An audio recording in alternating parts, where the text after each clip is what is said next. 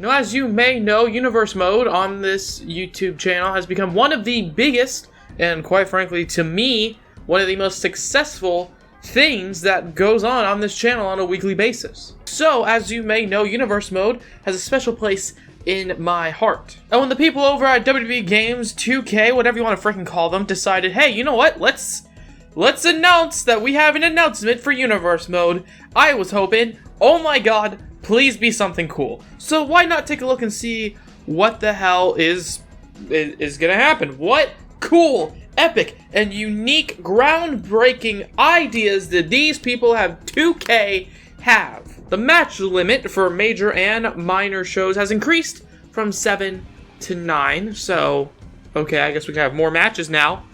Makes sense.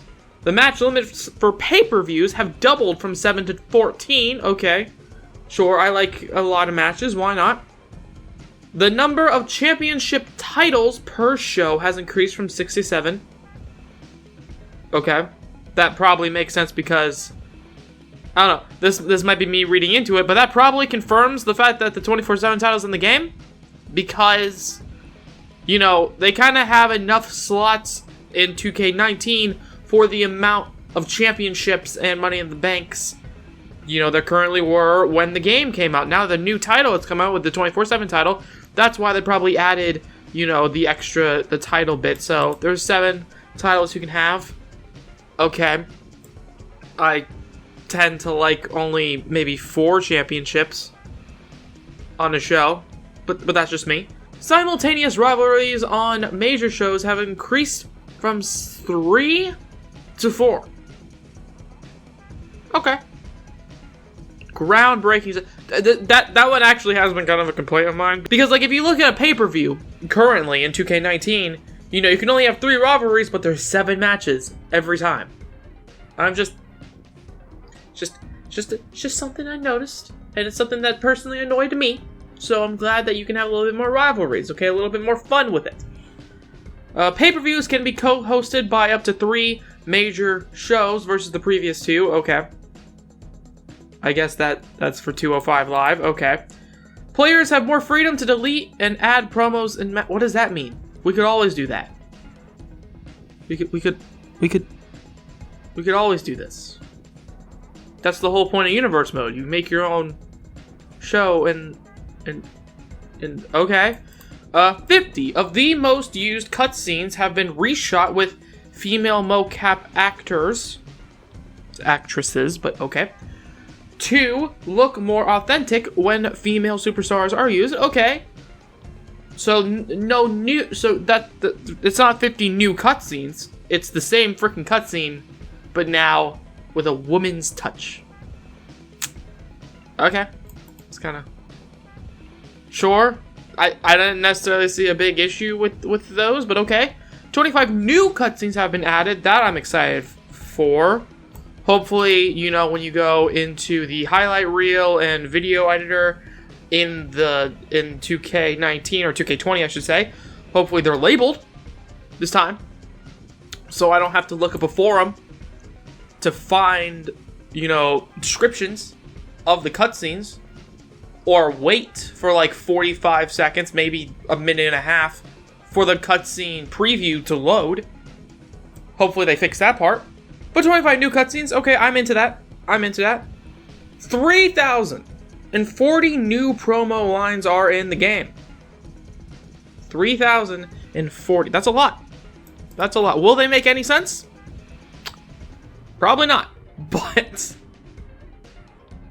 hey, that's a lot of dialogue. Okay, there are people who had to sit there and got paid to write promo lines and write conversations. Okay, I'm in. Sure. Okay, I think that's time well spent, personally. Hopefully that means there are Superstar exclusive promo lines. For instance, I'm not going to hear Braun Strowman say, "Don't make me jump from the top rope and you know, do a 450 frog splash onto you and then walk outside and drink the sponsored Mountain Dew can on Michael Cole's desk and then eat a child." Okay, that last part's kind of on point with Braun Strowman. You get what I'm trying to say, okay? Hopefully they make sense with the actual person saying them. Custom matches can now be included in match tables, along with new mixed tag matches. I don't see why that was a thing that you couldn't do. First off, I never used match tables. Like, if I wanted to make a match type, I just freaking make the match type. But sure, and of course with new mixed tag matches. That was a concern of mine. They wouldn't have a match that's pre-made in the game. I was... Oof. Oh my god, my heart. Oh, that's something I was truly worried about. Okay. New championship match setting and match tables can be used to make certain matches the title. Okay, that actually is kind of interesting. The match tables thing. Okay, they're really expanding themselves with this match table thing. I guess this is also for the 24/7 title. You know, if you want to have like each show or a ton of shows have match or championship matches. So I guess in theory that means you can say, you know, you have the 24/7 title on Raw, for instance. And then you can kind of make it so that title is defended maybe once a week, multiple times a week even, through the match tables. I don't know. That's kind of what I think it is. Of course, I'm not playing the game. I don't have a hands-on experience. But that's what I assume that means. Main event matches in match tables have been tweaked so that those match types are more likely to occur on the show. Example, the Royal Rumble match at the Royal Rumble pit. So you're telling me I could have not had a Royal Rumble match at the Royal Rumble pay-per-view? Oh, well, good thing they fixed this, guys. Guys, this is revolutionary. You can have a Royal Rumble match be at the Royal Rumble pay-per-view. Truly iconic stuff right here. This game is obviously leaps and bounds more impressive than 2K19. Do I sound like the positive side of Twitter yet? New rivalry content includes options such as low intensity enemies making peace after a single pay-per-view, or low to mid-intensity allies slowly falling out over several weeks instead of a sudden turn. Okay, that... Fine. Legit, though, finally something that I'm actually kind of interested in. So that means if two people are... So say you wanted Triple H and Shawn Michaels, who are in DX in your universe mode. This is, again, how I'm kind of picturing this. And then you have it so Triple H and Shawn Michaels are in a rivalry. That means instead of just Triple H turning on Shawn Michaels, that means he's going to slowly build to that, boom, I'm your enemy now. Okay. That makes sense. The overall menu flow has been streamlined to make it more accessible to those new to Universe mode. All deeper, so it's really, because it looks like the same thing right here. It's the same thing. While these changes don't seem to be groundbreaking or game-changing, yeah, no shit, they're all nice additional touches to give players a bit more freedom to create their universe. Now, look, these feel like patch notes, don't they? Right? Like, this feels...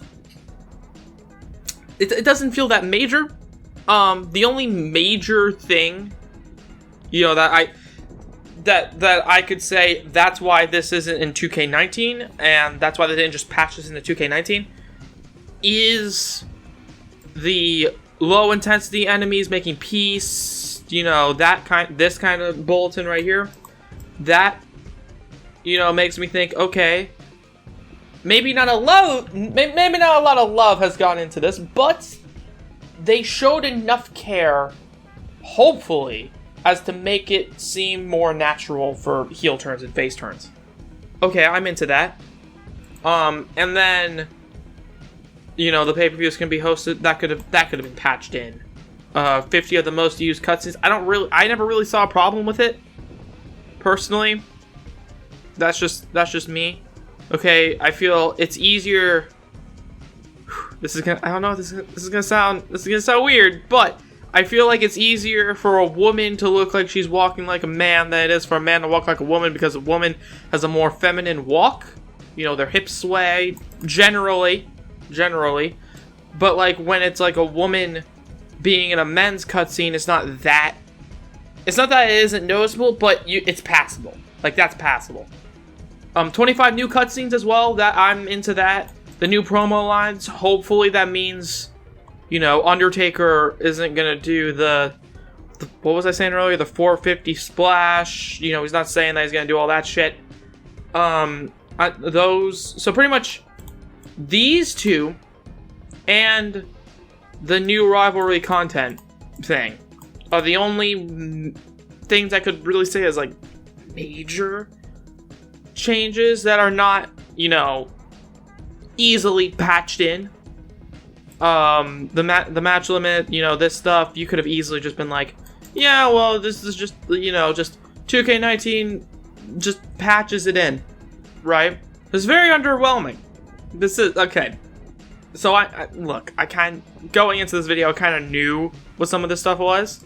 And I knew a lot of people have the same kind of feeling I do, because I was hoping so badly. Okay, this is the first time I've actually read, you know, like, an article on this thing. You know, hoping that, you know, the videos that have been made just aren't true.